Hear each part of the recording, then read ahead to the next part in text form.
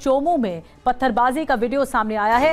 रात 3 बजे उपद्रवियों ने पत्थरबाजी कर दी। मस्जिद के बाहर पत्थर हटाने पर पत्थरबाजी की घटना सामने आई है। तो चोमू इलाके में लगातार तनाव पसरा है। रात 3 बजे आधी रात को उपद्रवियों ने पत्थरबाजी को अंजाम दिया। इस पूरे मामले पर कई लोगों को हिरासत में लिया गया है। मस्जिद के बाहर पत्थर हटाने पर दरअसल पत्थरबाजी की घटना हो गई और चोमू इलाके में पत्थरबाजी का एक और वीडियो सामने आ चुका है। रात 3 बजे इतनी तादाद में, बड़ी तादाद में लोग जमा होते हैं और पत्थरबाजी की घटना को अंजाम देते हैं। ऐसा लग रहा है कुछ सुनियोजित तरीके से इस घटना को अंजाम दिया गया है। ये सीसीटीवी तस्वीरें जो आप देख रहे हैं, ये चोमू इलाके की हैं, जहां पर मस्जिद के बाहर पत्थर हटाने को लेकर बहस हुई, विवाद हुआ और फिर पत्थरबाजी शुरू हो चुकी।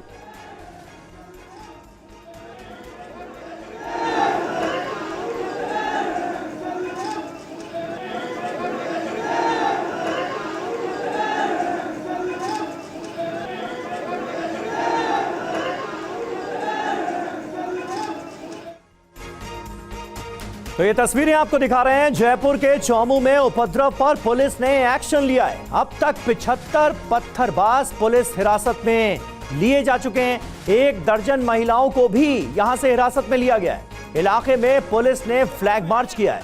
ये तस्वीरें आपको दिखा रहे हैं किस तरह से हिरासत में कई लोगों को लिया गया है। जानकारी यह भी मिल रही है कि 1 दर्जन महिलाओं को भी इसी इलाके से हिरासत में लिया गया है और पत्थरबाजी के आरोप में 75 लोग पुलिस हिरासत में लिए जा चुके हैं। उसके बाद में ये देखिए आप, ये तस्वीरें देखिए जयपुर के चोमू में किस तरह से अचानक उपद्रव हुआ। एक मस्जिद के बाहर लगे पत्थर को हटाना था और वहां पर रेलिंग का निर्माण किया जाना था और इसी को लेकर पहले विरोध शुरू हुआ और उसके बाद विरोध हंगामे में तब्दील हुआ और फिर उपद्रव होने लगा। उपद्रव के बाद पुलिस ने एक्शन लिया है। चोमू में रात 3 बजे के करीब किस तरह से पत्थरबाजी की गई उसका एक वीडियो भी सामने आया है। आप तस्वीरों में देख सकते हैं किस तरह से लोग भारी संख्या में यहां पर इकट्ठा हो गए थे, जम गए थे और पुलिस पर पत्थरबाजी कर दी गई। उसके बाद पुलिस ने एक्शन लिया है। 75 से ज्यादा पत्थरबाजों को हिरासत में लिया गया है।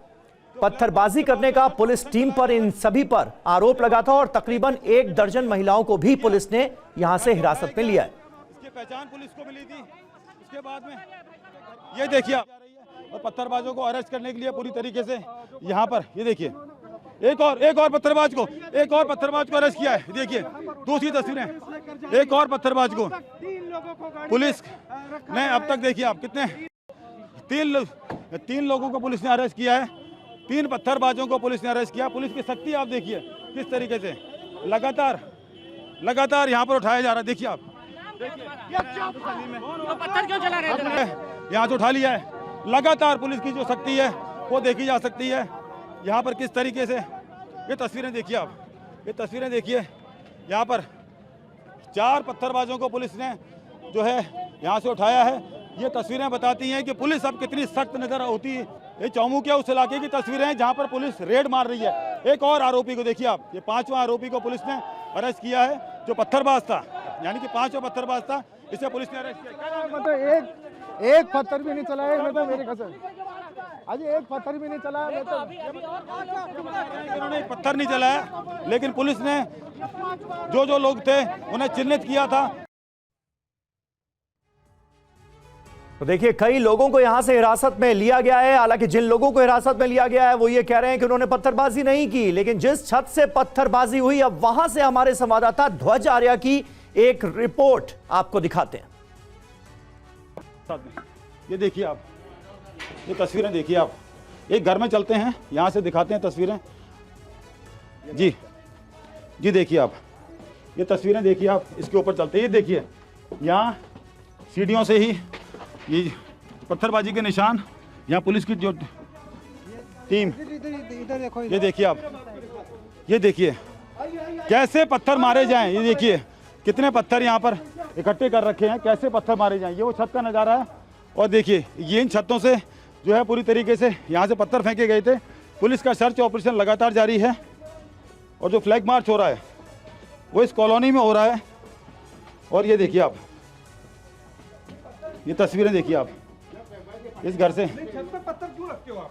नहीं अभी पत्थर वही वाले पत्थर अजय मैं ऊंचा सुनता हूँ वैसे ही पत्थर है जैसे बाहर फेंके गए। पत्थर क्यों है ये? पत्थर क्यों आपकी रखे छत से पत्थर फेंके गए थे क्या? नहीं फेंक देंगे साहब, आप क्षमा करो। नहीं पत्थर आपके छत पे क्यों रखे थे? ये अजय वैसे ही वैसे कैसे रखते हैं? क्यों रखते हैं?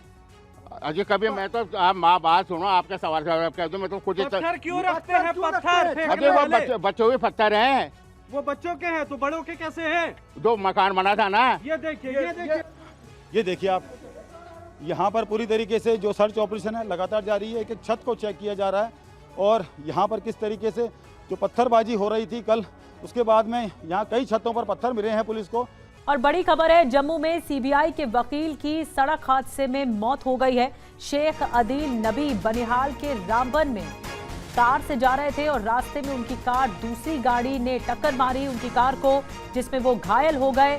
शेख अदील नबी सीबीआई के चंडीगढ़ यूनिट से जुड़े हुए थे और उनकी सड़क हादसे में मौत हुई है।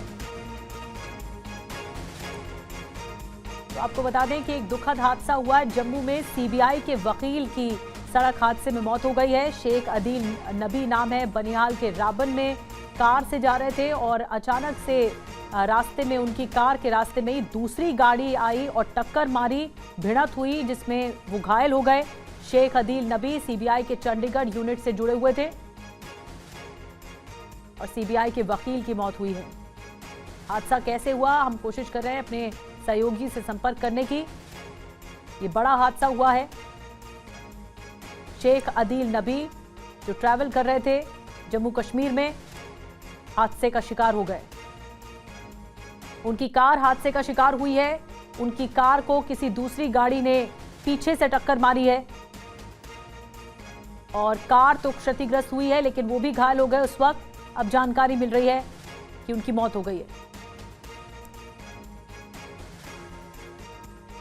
तो जम्मू से बड़ी खबर मिल रही है इस वक्त। सीबीआई के वकील की गाड़ी को पीछे से एक गाड़ी ने टक्कर मारी। किसकी गाड़ी थी ये, किसने टक्कर मारी, और ज्यादा जानकारी के लिए रमन सैनी जुड़ गए। रमन, क्या जानकारी मिल रही है इनकी गाड़ी के बारे में? जी हाँ बिल्कुल, देखिए ये सीबीआई के प्रोसिक्यूटर एडवोकेट हैं, एडवोकेट शेख आदिल नबी इनका नाम है और ये जम्मू से श्रीनगर के लिए सफर कर रहे थे। जिस समय ये बनिहाल में रेलवे स्टेशन के पास रामबन डिस्ट्रिक्ट में पहुंचे हैं, उस समय हाईवे पर पीछे से इनकी गाड़ी को जो है वो दूसरी गाड़ी ने हिट किया है। एक बहुत तेज रफ्तार से गाड़ी जो है पीछे से आ रही थी और इनकी गाड़ी को सीधे तौर पर हिट करते हुए दो गाड़ियों को उसने हिट किया है और उस हादसे में जो है एडवोकेट शेख आदिल नबी की जो है वो दुखद मृत्यु हो गई है। उसके बाद जो है पुलिस मौके पर पहुंची है और तफ्तीश जो है वो शुरू की गई है। जो जिस गाड़ी ने हिट किया है उस गाड़ी के ड्राइवर को भी अरेस्ट कर लिया गया है और साथ साथ में सीसीटीवी में जो तस्वीरें कैद हुई हैं वो अपने आप में बेहद भयावह है, क्योंकि जिस तरीके से एक गाड़ी ने दो गाड़ियों को हिट किया है, जिसमें जो एडवोकेट शेख आदिल नबी की भी गाड़ी जो है उस सड़क के ऊपर जो है वो ट्रैवल कर रहे थे, उसी दौरान ये हादसा हुआ है। और ये हादसा आप देखेंगे तो सुबह करीबन 10 साढ़े 10 बजे के आसपास का जो है वो बताया जा रहा है, जिस समय एडवोकेट जो है ये ट्रैवल कर रहे थे किसी केस के सिलसिले में, जम्मू से श्रीनगर की तरफ जा रहे थे जिस समय ये हादसा हुआ है। फिलहाल ड्राइवर को जो है वो जानकारी मिली है, उसको हिरासत में लेकर आगे की कार्रवाई जो है वो शुरू की गई है और इनका जो शव है उसको फिलहाल बनिहाल के हॉस्पिटल में, रामबन के जो डिस्ट्रिक्ट हॉस्पिटल है वहां रखा गया है। तो अब आगे पोस्टमार्टम के बाद जो है आगे की कार्रवाई की जाएगी और इनके पार्थिव शरीर को जो है इनके परिवार वालों को सपुर्द किया जाएगा। लेकिन निश्चित रूप में जिस तरीके से हाईवे पर एक के बाद एक एक्सीडेंट्स होते हुए नजर आ रहे हैं, जितने भी एक्सप्रेस हाईवे हैं या ये नेशनल हाईवे हैं, उन पर ओवर स्पीड की वजह से ये हादसे जो है वो कहीं ना कहीं होते हुए नजर आ रहे हैं और यही एक कारण जो है वो बताया जा रहा है इस एक्सीडेंट का भी। इसमें ही कारण बताया जा रहा है और बहुत ही भयानक हादसा हुआ है। जो तस्वीरें आई हैं वो भयानक तस्वीरें हैं। ये गाड़ी हिट करते हुए इनकी गाड़ी को हिट किया और फिर एक और गाड़ी को इस तरह से भिड़ंत हुई है और वो फरार हो गया। लेकिन इस पूरे मामले पर अरेस्ट कर लिया गया है इस ड्राइवर को जिसने हिट एंड रन को अंजाम दिया।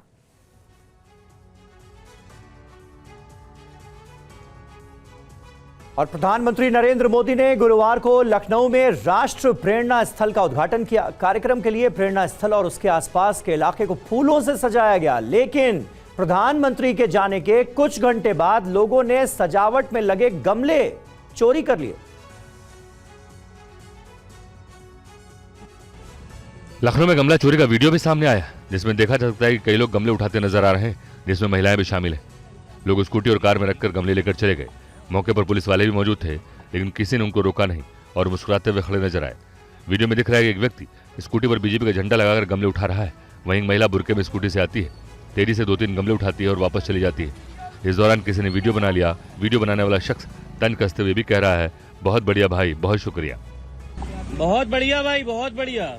1 महीने पहले सीएम योगी ने लखनऊ के बीबीडी यूनिवर्सिटी के दीक्षांत समारोह में गमला चोरी की कहानी सुनाई थी। कहा था G20 समिट के बाद कार्यक्रम स्थल के आसपास लगाए गमलों को लोग मर्सिडीज से उठाकर ले गए। अब सोचिए, कहां मर्सिडीज कार की कीमत और कहां गमले की। अब कर कार्रवाई होती तो शहर की गलत पहचान बनती। सीएम योगी ने ऐसी हरकत नहीं करने को कहा था, लेकिन लोग एक बार फिर चोरी करने की हरकत से बाज नहीं आए। और आपको बता दें कि TV9 के कैमरे में खुद गमला चोर दिखाई दिया। जैकेट में छिपाकर गमला रखा गया था। स्कूटी से आई महिला ने भी गमला उठा लिया। तो देखिए, ये TV9 जब अपनी रिपोर्टिंग कर रहा था, जब TV9 के संवाददाता अभिजीत ठाकुर रिपोर्टिंग कर रहे थे, उसी वक्त एक शख्स अपने जैकेट में गमले को छुपाकर लेता हुआ जाता हुआ दिख रहा है और ये महिला भी गमला उठाकर स्कूटी पर सवार होते जाती हुई दिख रही हैं। तो ये अजीबोगरीब मामला सामने आया है। प्रेरणा स्थल में ये जो समारोह चल रहा था, उस समारोह के बाद, इसी समारोह में प्रधानमंत्री मोदी भी हिस्सा थे। उसके बाद कुछ नज़ारा ऐसा देखने को मिला जो बहुत ही शर्मनाक है। जो आम लोग हैं, नागरिक हैं, बहुत बढ़िया भाई, वो गमला चोरी करते हुए दिखाई दे रहे हैं खुलेआम। और आपको दिखाते हैं लखनऊ में गमला चोरी की 2 तस्वीरें। राष्ट्रीय प्रेरणा स्थल से गमले चोरी की तस्वीरें जो आप देख रहे हैं। पहली तस्वीर आप देख रहे हैं, एक महिला गमला उठाती हुई दिख रही है और एक शख्स जैकेट में छिपाकर गमला चोरी करता हुआ दिख रहा है। बहुत बढ़िया भाई। और देखिए हमारे संवाददाता अभिजीत ठाकुर की ये रिपोर्ट। आप ही लेने आए थे? हम तो घर से आप जा रहे थे, आप तो लगाने ही वाले थे लगभग आप। नहीं, मैं इसमें सीधे उठा के मैंने कहा ये तो गलत है ना। अच्छा, भैया ने कहा ले लो क्या है? ये पेड़, हम नहीं ले रहे थे। अच्छा, इन्होंने कहा जरूरत है एक ले लो, बस एक लिया। अरे रहने, ये क्या काम हो रहा है? अरे रहने, अरे रहने। क्या नाम है सर आपका? क्या नाम है? दिनेश पांडे। क्या हुआ? गमले उठा रहे थे, अभी देखा मैंने आप। गमला दिखा रहे थे भाई को। वीडियो दिखाऊं आपको? हाँ देखा तो। दिखा रहे थे? हाँ। उठा के दिखा रहे थे? अरे तो उठा के दिखाए भाई, क्या हो गया? ऐसे नहीं दिख रहा था। अरे तो दिखा रहे थे कि ये साइज और क्या। साइज दिखा रहे थे? हाँ। क्यों? क्या करेंगे? अरे कल खड़े होकर नहीं दिख पा रहा था। अरे भाई क्या हो गया? अभी आप गमले उठा रहे थे, हमने देखा। अरे तो गमले दिखाने के लिए गमले पड़े, दिखाने में क्या दिक्कत हो गई भाई? दिखा रहे थे या उठा रहे थे? नहीं दिखा रहे थे, दिखाए और क्या। अच्छा, हाँ। अरे ठीक। वीडियो देखी आपने? सोशल मीडिया पे वायरल हो रही है। नहीं हमने नहीं देखी? नहीं हमने नहीं देखा। ठीक है, तो देखिए यहाँ पर लोग आते भी हैं, गमले देखते भी हैं और इनका कहना है कि हाथ में उठा के दिखाते भी हैं, तो सेल्फियाँ भी खींचते हैं लोग इस तरीके से। और यही सिलसिला जो है वो लगातार सुबह से हम लोग देख रहे हैं। लोग गाड़ियों में आ रहे हैं, स्कूटर पे, बाइक पे, साइकिल पे, पैदल चलते हुए, टहलते हुए, लेकिन आते हैं और यहाँ से गमले उठाने की कोशिश करते हैं। कैमरे में कैद हो रहे हैं, सोशल मीडिया पर तमाम वीडियो वायरल हो रही है, लेकिन इन सब चीज़ के बावजूद भी कोई सबक लेने को तैयार नहीं है और यहाँ पर अपनी इज्जत, अपने शहर की इज्जत और यहाँ के लोगों की इज्जत को इस तरीके से बदनाम किए जा रहे हैं। और लखनऊ में गमला चोरी के बाद TV9 रिपोर्टर अभिजीत ठाकुर मौके पर थे और लोगों से उन्होंने बातचीत की। LDA कर्मचारी के मुताबिक कल से अब तक हजारों की संख्या में गमले गायब हो चुके हैं। ये रिपोर्ट भी देखिए। लखनऊ में राष्ट्र प्रेरणा स्थल के उद्घाटन से पहले पूरे रास्ते को फूलों से सजाया गया था, फूल के गमले लगाए गए थे, लेकिन उद्घाटन के 24 घंटे भी नहीं बीते कि गमले चोरी होने शुरू हो गए और उसकी वीडियो सोशल मीडिया पर वायरल होने लग गई। गाड़ियों से लोग यहाँ पहुँच रहे थे, स्कूटर से, मोटरसाइकिल से पहुँच रहे थे और गमले चोरी कर रहे थे। ऐसी वीडियो इसी जगह से वायरल हुई थी। अभी आप देखेंगे तो ये प्लेटें लगाई गई थी और इसके ऊपर पूरे फूलों से सजाया गया था। पहले की तस्वीरें भी हम आपको दिखाएंगे, लेकिन ये देखिए, अब चोरी का संज्ञान लेते हुए एलडीए ने यहाँ से गमले खुद ही हटवाने शुरू कर दिए हैं, क्योंकि आधे से ज़्यादा गमले तो कल शाम और रात को ही गायब हो गए थे। अभी देखिए एलडीए के जो कर्मचारी हैं वो यहाँ पर पहुंचे हैं और गमले उठाकर उसको सुरक्षित रख रहे हैं। गमले चोरी का कैसे पता चला? सर, गमले चोरी का जो लोग लेके जा रहे थे उनको हम लोगों ने रोका, और जो राष्ट्रीय प्रेरणा स्थल के सिक्योरिटी थे आर्मी वालों, उनसे जब हम लोग बताएं तो वो लोग आए हैं, तो देख के जिन जिन गाड़ियों में लोड था उनका फोटो खींचे, वीडियो बनाए हैं, तब ये उठ रहा है। अभिजीत की आपने रिपोर्ट देखी और लखनऊ में गमला चोरी मामले में एक्शन भी हुआ है। गमला चोरी करने वालों के पोस्टर अब लगेंगे, ये एक्शन किया जाएगा। चौराहों पर गमला चोरी करने वालों के पोस्टर लग जाएंगे। पोस्टर लगाकर पहचान उजागर की जाएगी कि किसने गमला चोरी किया है। और गमला चोरी पर लखनऊ की मेयर सुषमा खरकवाल ने कहा कि ऐसे लोगों की पहचान उजागर होनी ही चाहिए। सुनिए मेयर ने और क्या कुछ कहा है। लखनऊ की मेयर इस वक्त हमारे साथ हैं बातचीत करने के लिए। मैम, एक मिनट आपसे सवाल करेंगे। बहुत ही शर्मनाक तस्वीरें आ रही हैं। कल इतने भव्य तरीके से उद्घाटन हुआ राष्ट्र प्रेरणा स्थल का, और आज कल शाम से तस्वीरें वायरल हो रही हैं कि लोग वहां से फूल के पौधे चुराकर भाग रहे हैं, और अच्छी खासी गाड़ियों में पढ़े लिखे लोग हैं, भर के भाग रहे हैं। बहुत ही शर्मनाक तस्वीरें। देखिए, कल लखनऊ को बहुत बड़ा तोहफा हमारे प्रदेश के मुख्यमंत्री जी ने दिया है, क्योंकि जो प्रेरणा स्थल उन्होंने दिया है, जो यहाँ के पूर्व सांसद, पूर्व प्रधानमंत्री थे, वो ये लखनऊ की जनता के दिलों में राज करते थे। और मतलब लखनऊ की जनता को कुछ लोगों ने शर्मसार किया है। आप ही बताइए कि एक मछली पूरे तालाब को गंदा कर देती है। पूरे लखनऊ की छवि पूरे देश में क्या जा रही होगी कि एक गमला लेकर के गए। अब ऐसे लोगों के खिलाफ क्या ऐसे लोगों के खिलाफ तत्काल कार्रवाई होनी चाहिए। क्या किस तरीके से उनके पहचान को उजागर करने की बात आती है? अब ये तो प्रशासन का काम है कि उनकी पहचान उजागर करे और उस पर कार्रवाई करे। आप कह रहे थे कि पोस्टर भी उनके बिल्कुल होना चाहिए, लगना चाहिए। रुकिए मैडम, आपसे बात करने के लिए। तो ये लखनऊ की मेयर थी, उनका कहना है कि ऐसे लोगों के पोस्टर बैनर लगने चाहिए जो लोग इस तरह के कृत्य में लगे हुए हैं, और शर्मसार करने की जो घटना है वो सामने आई है, उसमें कार्रवाई करनी चाहिए प्रशासन को। TV9 भारतवर्ष के लिए दुर्गेश के साथ लखनऊ से मैं अभिजीत ठाकुर।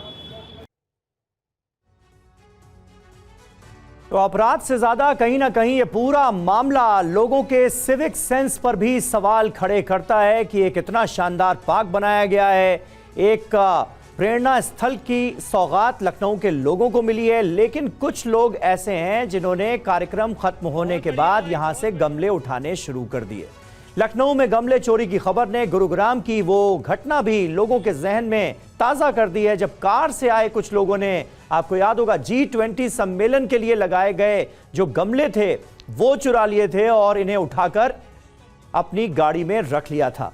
गुरुग्राम में ऐसा इससे पहले हुआ था, लेकिन लखनऊ में आप देखिए, लखनऊ में एक दो नहीं, ये जानकारी मिल रही है कि जो हजारों गमले लगाए गए थे जिनमें खूबसूरत पौधे लगाए गए थे, उनको लोगों ने उठाकर अपने वाहनों में रख लिया। और उन्नाव रेप केस में दिल्ली हाईकोर्ट के सामने प्रदर्शन हुआ है। सेंगर को बेल देने के खिलाफ प्रदर्शन हुआ है। रेप पीड़िता के समर्थन में महिला संगठनों का धरना भी देखने को मिला है। लगातार महिलाएं डटी हुई हैं, पीड़ित परिवार डटा हुआ है। हालांकि पीड़ित परिवार को हटाने की भी कोशिश की गई थी पुलिस की ओर से, लेकिन कुलदीप सिंह सेंगर को जमानत देने के फैसले पर लगातार आक्रोश लोगों का बढ़ता जा रहा है, खास करके महिलाओं का बढ़ता जा रहा है। महिलाओं का बयान आपको सुनवाते हैं, क्या कह रही है। प्रोटेस्ट आप किस वजह से कर रहे हैं? हम औरतों के हक के लिए बैठे हैं। एक रेप विक्टिम, उसका जो रेपिस्ट है, उसके बाप का मर्डरर है, आप उसको बेल कैसे दे सकते हैं? जब प्रूव हो गया तो आप उसको बेल क्यों देते हैं? ये चूंकि कोर्ट से उन्हें जमानत मिल चुकी है, विचाराधीन है, तो अब इसमें आप क्या सवाल कोर्ट के आदेशों पर खड़ा करना चाह रहे हैं? तो आप एक काम करिए, जितनी औरतें हैं ना उनको जेल में डाल दीजिए, बिकॉज हम सुरक्षित नहीं फील करते सड़कों पे।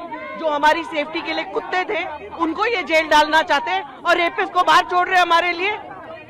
We don't want this. He has to go back to jail. And why should the girl fight? छोटे कोर्ट से हाई कोर्ट से सुप्रीम कोर्ट, तब तक उसकी जिंदगी खत्म हो जाएगी। बिल्कुल, और भी महिलाएं हैं, आप लोग खुद आप वकील हैं, क्या कहना चाहेंगे इस जजमेंट को लेकर? आप क्या कहना चाहेंगे? देखिए, जिस तरीके का जजमेंट आया छुट्टियों से 2 दिन पहले, प्री प्लानिंग है। ये सिर्फ एक बेटी की बात नहीं है, ये देश भर की बेटियों की बात है।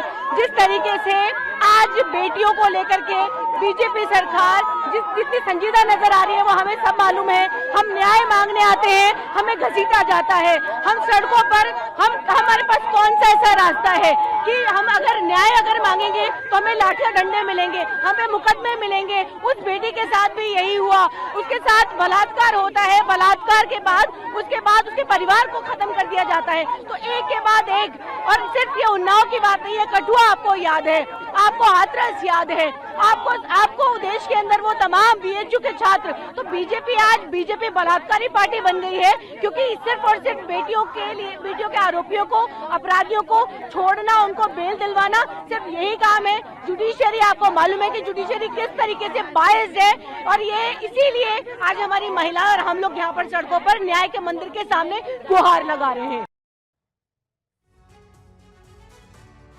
तो महिलाओं में इस फैसले के खिलाफ काफी गुस्सा है, नाराजगी है। कुलदीप सेंगर के खिलाफ प्रदर्शन करने पहुंची कांग्रेस नेता मुमताज पटेल से बात की टीवी 9 संवाददाता अंशुमन यादव ने। सुनिए जरा।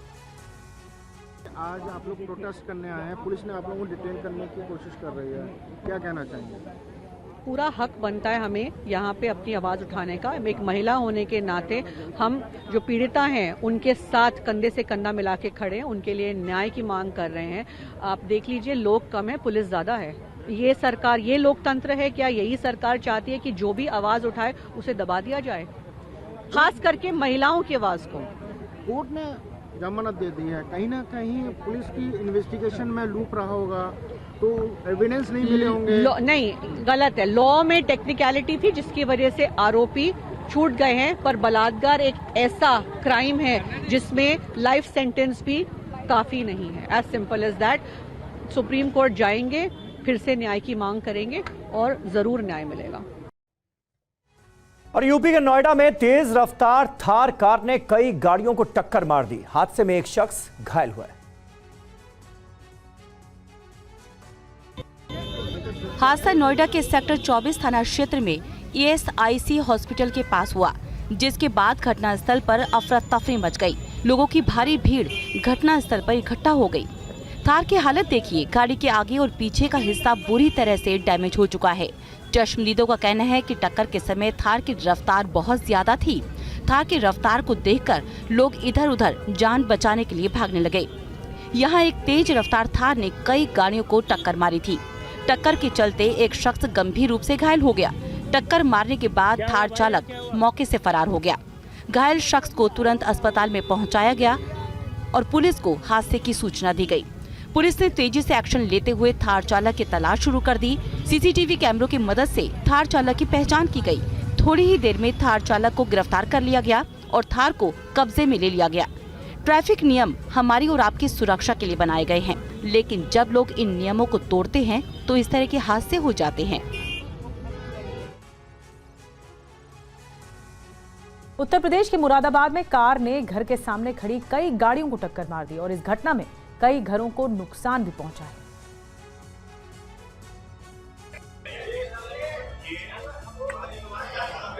तस्वीरें यूपी के मुरादाबाद की, जहां एक कार ने सिविल लाइन इलाके में जमकर कहर बरपाया। सिविल लाइन क्षेत्र में एक स्कूल के पास उस वक्त चीख पुकार मच गई जब एक बेकाबू कार ने घर और सड़क किनारे खड़ी कई गाड़ियों को टक्कर मार दी। हादसे में कई गाड़ियां क्षतिग्रस्त हो गई, कुछ घरों की दीवारें भी टूट गई। पूरी घटना एक घर में लगे CCTV कैमरे में रिकॉर्ड हुई, जिसका वीडियो सोशल मीडिया पर वायरल हो रहा है। वीडियो में दिख रहा है कि तेज रफ्तार बेकाबू कार पहले एक कार को टक्कर मारती है, फिर घर के गेट से जाकर टकरा जाती है। कार की टक्कर इतनी जोरदार होती है कि घर की दीवार भी टूट जाती है, लेकिन कार का ड्राइवर इतना सब होने के बावजूद भी नहीं रुकता है और कार लेकर फरार हो जाता है।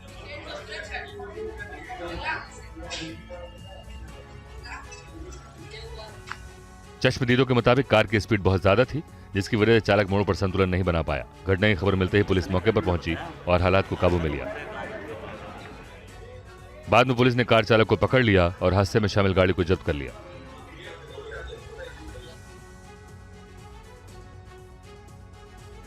और अहम खबर है, जम्मू कश्मीर में एक आतंकी को देखा गया है। इस आतंकी की पहचान भी हो गई है।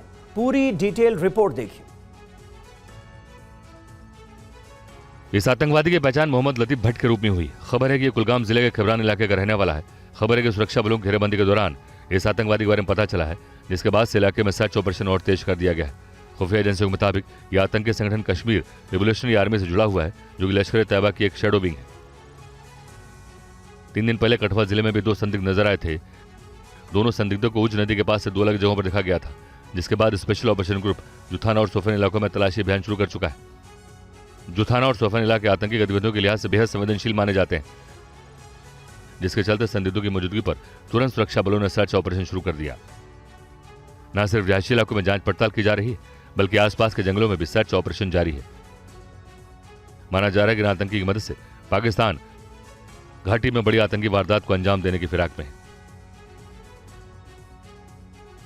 और अब खबर बिहार की सियासत से जुड़ी हुई। जनवरी में होगा मंत्रिमंडल का विस्तार।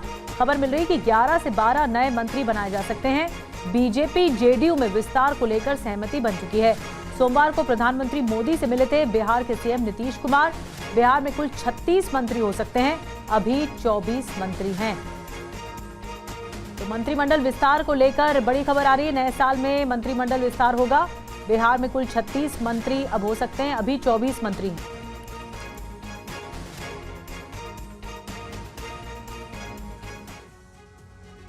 और पटना में देर रात राबड़ी देवी के आवास में हलचल देखी गई, जिसके बाद कहा जा रहा है कि राबड़ी देवी ने सरकारी आवास खाली करना शुरू कर दिया है। तस्वीरें पटना के 10 सर्कुलर रोड स्थित राबड़ी आवास की है, जहां आधी रात के वक्त 4-5 गाड़ियों से सामान घर से बाहर निकलता दिखा। रात के अंधेरे में हो रही शिफ्टिंग के दौरान इन छोटे ट्रकों और टेम्पो में राबड़ी आवास से पौधे और गार्डन का सामान जाता दिखाई दिया। गाड़ियों के जरिए सामान को गोला रोड स्थित गौशाला में शिफ्ट किया गया। कहा जा रहा है कि वहां से सामान किसी दूसरी जगह शिफ्ट किया जाएगा।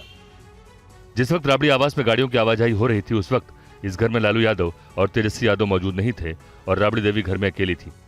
इन तस्वीरों के आने के बाद कहा जा रहा है कि राबड़ी आवास को खाली करने की प्रक्रिया शुरू हो चुकी है। ऐसा इसलिए क्योंकि 1 महीने पहले राबड़ी आवास को खाली करने का नोटिस मिला था। भवन निर्माण विभाग ने 25 नवंबर को नोटिस जारी किया और राबड़ी आवास को खाली करने का आदेश लालू परिवार को दिया था। विभाग ने बिहार विधान परिषद में नेता विपक्ष के लिए होर्डिंग रोड पर मौजूद आवास संख्या 39 उन्हें आवंटित किया है। लालू परिवार पिछले 20 साल से राबड़ी आवास में रह रहा है। सरकारी आदेश के बाद पूर्व मुख्यमंत्री राबड़ी देवी के घर से सामान की शिफ्टिंग शुरू हो गई है। टीवी 9 संवाददाता रंजन कुमार की ग्राउंड रिपोर्ट दिखाते हैं आपको।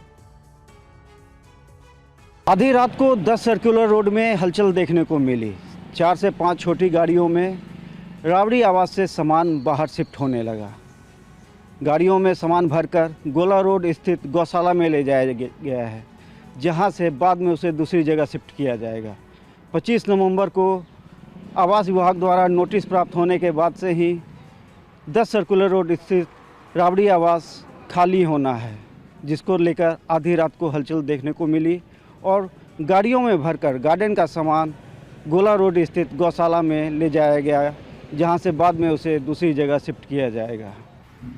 तो मकान खाली करना नियमानुकूल है, लेकिन मकान के जो सरकारी साजो सामान है, अगर उसमें कोई भी क्षति होती है, यह राजनैतिक रूप से अनैतिक काम माना जाता है। और देर रात नवी मुंबई में भीषण आग लगने से बड़ा हादसा हो गया। हादसे में कितना नुकसान हुआ है, आइए जानते हैं। आग इतनी तेजी से भड़की कि थोड़ी ही देर में बड़ा इलाका इसकी चपेट में आ गया। तस्वीरें मुंबई से सटे नवी मुंबई इलाके की हैं, जहां तलोजा MIDC में केमिकल फैक्ट्री में यह हादसा हुआ। मातोश्री एंटरप्राइजेज कंपनी में अचानक भीषण आग लग गई। कंपनी में केमिकल का सामान रखा होने की वजह से आग इतनी तेजी से भड़की और कंपनी के बड़े इलाके में फैल गई। थोड़ी ही देर में आग ने विकराल रूप ले लिया। आग की ऊंची ऊंची लपटों को दूर से भी देखा जा सकता था। बड़ा इलाका धुएं के गुबार से भर गया। तुरंत फायर ब्रिगेड को हादसे की सूचना दी गई। जब तक दमकल विभाग की टीमें मौके पर पहुंची, आग विकराल रूप ले चुकी थी। फायर ब्रिगेड की 3 गाड़ियों ने कई घंटों बाद आग पर काबू पाया। कंपनी में रखा लाखों का सामान जलकर खाक हो गया। गनीमत रही कि आसपास मौजूद दूसरी कंपनियों तक ये आग नहीं फैली। हादसे में कोई हताहत नहीं हुआ। हादसा रात के समय हुआ, जिसकी वजह से ज्यादा कर्मचारी कंपनी में मौजूद नहीं थे। अगर यह हादसा दिन में हुआ होता तो कई लोगों की जान जा सकती थी। आग लगने की वजहों का अभी तक पता नहीं चल सका है। महाराष्ट्र के चंद्रपुर में एक डीजल टैंकर में भीषण आग लग गई। आग में टैंकर पूरी तरह जलकर खाक हो गया। नहीं, बहुत होता। भीषण आग की लपटों की तस्वीरें महाराष्ट्र के चंद्रपुर जिले से सामने आई, जहां चलते हुए डीजल टैंकर में अचानक आग लग गई और देखते ही देखते पूरा डीजल टैंकर जलकर राख हो गया। आग की लपटें और धुआं गुबार कई मीटर ऊंचा दिखा। जानकारी के मुताबिक नागभीड़ ब्रह्मपुरी हाईवे पर टैंकर में अचानक आग लग गई और आग ने धीरे धीरे ट्रक को अपनी चपेट में ले लिया।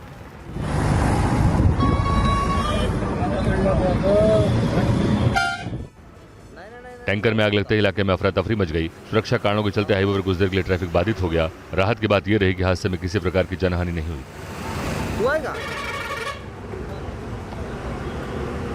टैंकर एक कंस्ट्रक्शन कंपनी में डीजल की आपूर्ति के लिए जा रहा था। आग की खबर मिलते ही अग्निशमन दल मौके पर पहुंचा और कई घंटों की मेहनत के बाद आग पर काबू पाया गया।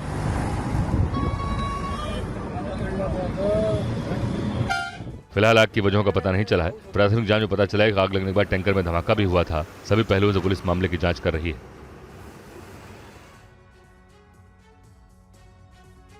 और दिल्ली के वेलकम इलाके में एक युवक की चाकू से गोद कर हत्या कर दी गई। पुलिस हमलावरों की तलाश में जुटी है। वारदात रात करीब 8 बजे की है, जब एक युवक की हत्या कर दी जाती है। युवक पर हमला वेलकम के कबूतर मार्केट के पास हुआ, जिसके बाद तुरंत पुलिस को हमले की सूचना दी गई। आला अधिकारी बिना देरी किए मौके पर पहुंचे और घायल शख्स को अस्पताल पहुंचाया गया। जब तक घायल शख्स को अस्पताल पहुंचाया गया, उसकी जान जा चुकी थी। चश्मदीदों का कहना है कि नशे की हालत में कुछ लोगों के बीच विवाद हो रहा था। इसी दौरान इस युवक पर चाकू से हमला कर दिया गया। वारदात को अंजाम देने वाले लोग मौके से फरार हो गए। किसी व्यक्ति का मर्डर हो गया। अब जब आकर देखा तो वेलकम थाने की पुलिस काफी आई हुई थी। यहाँ पर पता ये लगा कि कोई नशे के हालत में थे। दो तीन व्यक्ति जो आपस में किसी बात को लेकर इनकी कहना सुनी हो गई और उसने चाकू उसके मार दिया। अब पता ये लगा कि उसकी मौके पे ही मौत हो गई। पुलिस आसपास के कैमरों की रिकॉर्डिंग चेक कर रही है ताकि वारदात में शामिल लोगों का पता लगाया जा सके। हमले के बाद से इलाके के लोग दहशत में हैं। महाराष्ट्र के लातूर जिले में एक सनसनीखेज मामला सामने आया है। यहां 20 साल के युवक ने फांसी लगाकर आत्महत्या कर ली। मेरे को बहुत प्रेशर करा था, लेकिन क्या आत्महत्या से पहले युवक ने अपने मोबाइल फोन पर एक वीडियो रिकॉर्ड किया, जिसमें उसने एक असिस्टेंट पुलिस इंस्पेक्टर और उसके ड्राइवर पर गंभीर आरोप लगाए। मृतक युवक का आरोप था कि करीब 1 साल पुराने एक मामले को लेकर संबंधित असिस्टेंट पुलिस कमिश्नर और पुलिस ड्राइवर उसे लगातार परेशान कर रहे थे। युवक ने वीडियो में कहा कि पुलिसकर्मी बार बार उसके घर आते थे, घर की महिलाओं को प्रताड़ित करते थे और देर रात उसे गाड़ी में बिठाकर ले जाते थे। इस कथित प्रताड़ना से तंग आकर उसने कदम उठाने का फैसला किया। घटना के सामने आते ही इलाके में आक्रोश फैल गया। बड़ी संख्या में मृतक के परिजन और रिश्तेदार पुलिस थाने के बाहर जमा हो गए और दोषियों के खिलाफ कड़ी कार्रवाई की मांग की। अधिकारियों का कहना है कि वीडियो में लगाए गए आरोपों की निष्पक्ष जांच की जाएगी और तथ्यों के आधार पर आगे की कार्रवाई होगी। और बिहार में बीजेपी नेता की हत्या के बाद सनसनी फैली हुई है। हत्या का लाइव वीडियो सोशल मीडिया पर वायरल हो रहा है।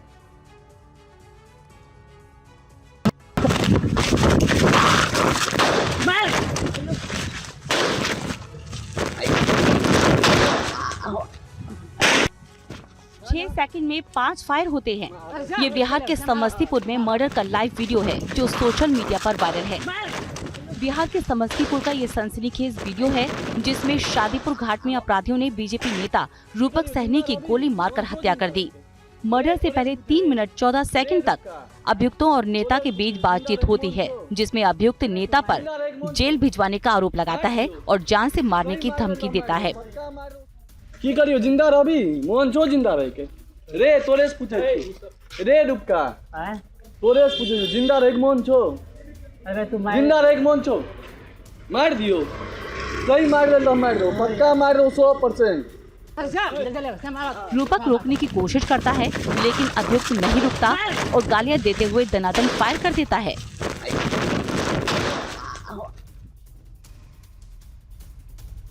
महाराष्ट्र के ठाणे में एक तेंदुआ रिहायशी इलाके में घुस आया। तेंदुए को पकड़ने के लिए वन विभाग और पुलिस की टीमें लगी हुई हैं। तेंदुए की हरकत साफ साफ देखी जा सकती है। रिहायशी इलाके में इस तेंदुए को देखे जाने के बाद दहशत का माहौल है। तेंदुए की तस्वीरें जो आप देख रही हैं, इसे एक महिला ने अपने कमरे की खिड़की से बनाया है।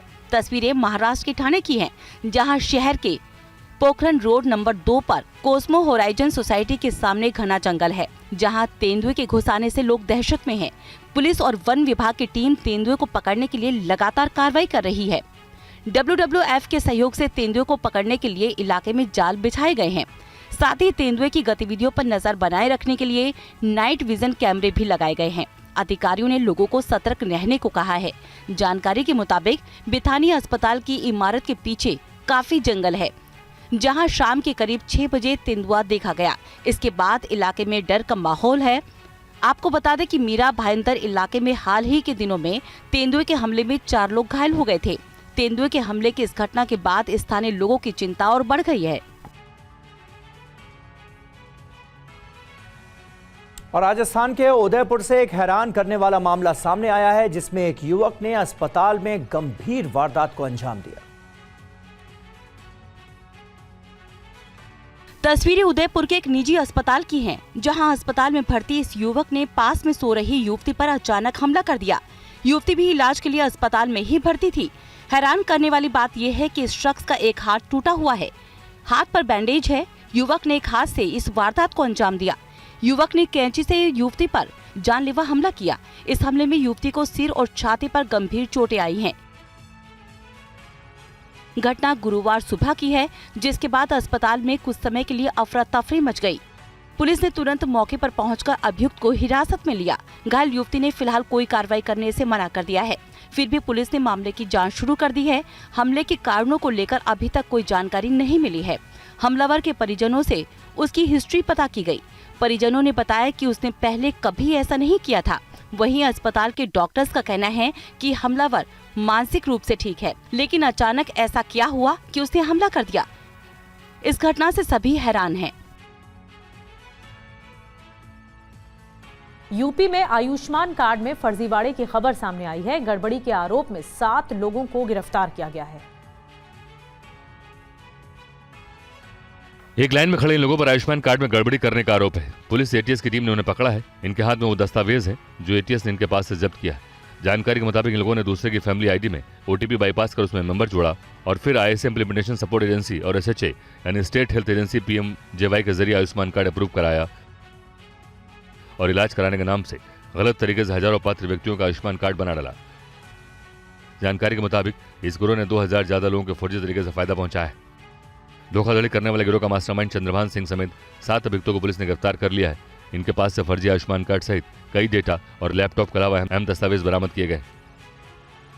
गौर करने वाली बात है कि इस गिरोह के लोगों को यूपी की राजधानी लखनऊ के गोमती नगर के अलावा इटावा, बाराबंकी, प्रतापगढ़, गाजीपुर और इटावा से पकड़ा गया है। और वीर बाल दिवस के मौके पर राष्ट्रपति द्रौपदी मुर्मू ने आज 20 बच्चों को प्रधानमंत्री राष्ट्रीय बाल पुरस्कार देकर सम्मानित किया। इन बच्चों को 18 राज्यों और केंद्र शासित प्रदेशों से चुना गया है। 14 साल के क्रिकेटर वैभव सूर्यवंशी पुरस्कार लेने के लिए दिल्ली पहुंचे, इसलिए वो आज विजय हजारे टूर्नामेंट में मणिपुर के खिलाफ मैच नहीं खेल रहे हैं। राष्ट्रीय बाल पुरस्कार पाने वाले बच्चों में ऑपरेशन सिंदूर के दौरान बॉर्डर पर जवानों को चाय नाश्ता देने वाले फिरोजपुर के श्रवण सिंह भी शामिल हैं। वहीं कैमूर के रहने वाले कमलेश कुमार को मरणोपरांत साहस के लिए ये पुरस्कार दिया गया है। वो दुर्गावती नदी में एक दूसरे बच्चे के बाहर जाने पर उसकी जान बचाने के लिए अपनी जान की परवाह किए बगैर नदी में कूद गए थे। इसमें उनकी जान चली गई। केंद्र सरकार की ओर से साल 1996 में राष्ट्रीय बाल पुरस्कार की शुरुआत की गई थी। महिला एवं बाल विकास मंत्रालय की ओर से अलग अलग क्षेत्रों में असाधारण उपलब्धि हासिल करने वाले बच्चों को सम्मानित करने के मकसद से राष्ट्रीय बाल पुरस्कार की शुरुआत की गई। साल 1996 से ही पुरस्कार पाने वाले ये बच्चे कर्तव्य पथ पर होने वाली गणतंत्र दिवस परेड में हिस्सा लेते हैं। आत्मघाती हमले की आशंका के चलते पाकिस्तान ने बलूचिस्तान जाने वाली सभी ट्रेन सेवाएं अस्थायी रूप से रद्द कर दी हैं। पाकिस्तान रेलवे ने यात्रियों और कर्मचारियों की सुरक्षा को देखते हुए ये फैसला लिया है। सुरक्षा से जुड़ी गंभीर चिंताओं के बीच पाकिस्तान रेलवे ने बलूचिस्तान में सभी ट्रेन सेवाएं अस्थायी रूप से निलंबित कर दी हैं। अधिकारियों के अनुसार ट्रेन पर संभावित आत्मघाती हमले की आशंका को देखते हुए ये फैसला एहतियातन लिया गया है।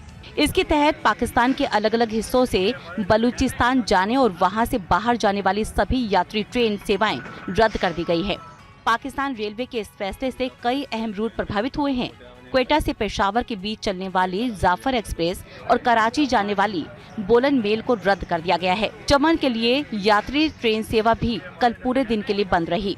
रेलवे अधिकारियों का कहना है कि जैसे ही सुरक्षा स्थिति सामान्य होगी, ट्रेन सेवाएं दोबारा से बहाल कर दी जाएंगी। अधिकारियों ने साफ कर दिया है कि यात्रियों और रेलवे कर्मचारियों की सुरक्षा उनकी पहली प्राथमिकता है। चिंता इसलिए भी ज्यादा है क्योंकि जाफर एक्सप्रेस को पहले भी बोलन घाटी में कई बार निशाना बनाया जा चुका है।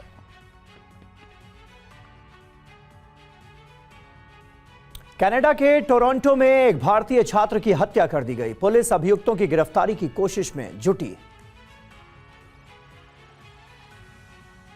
यूनिवर्सिटी ऑफ टोरंटो के स्कारबोरो कैंपस के पास 20 साल के एक भारतीय छात्र शिवांक अवस्थी की गोली मारकर हत्या कर दी गई। जानकारी के मुताबिक शिवांक कनाडा से पीएचडी कर रहे थे। पुलिस ने इस मामले में अभियुक्तों की पहचान और गिरफ्तारी के लिए आम लोगों से सहयोग की अपील की है। पुलिस के मुताबिक 23 दिसंबर को हाईलैंड क्रीक ट्रेल और ओल्ड किस्टन रोड इलाके में गोली मारी गई। शिवांक को वहीं पर ही मृत घोषित कर दिया गया। पुलिस के पहुंचने से पहले ही संदिग्ध फरार हो गए थे। शिवांक की हत्या के साथ ही टोरंटो में इस साल की ये 41वीं हत्या की वारदात है। हत्या ने टोरंटो स्कारबोरो विश्वविद्यालय के छात्रों में डर और गुस्सा भर दिया है। टोरंटो में भारत के महावाणिज्य दूतावास ने एक्स अकाउंट के जरिए बयान जारी किया है। वो इस दुख की घड़ी में मृतक के परिवार के साथ हैं और हर संभव सहायता प्रदान की जा रही है।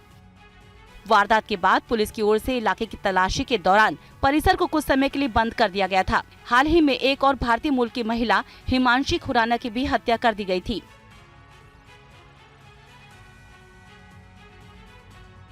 और बांग्लादेश में हिंदुओं की हत्या को लेकर बॉलीवुड एक्ट्रेस जया प्रदा और जानवी कपूर ने भी नाराजगी जाहिर की है। उनके मुताबिक बांग्लादेश में हिंदुओं का नरसंहार किया जा रहा है।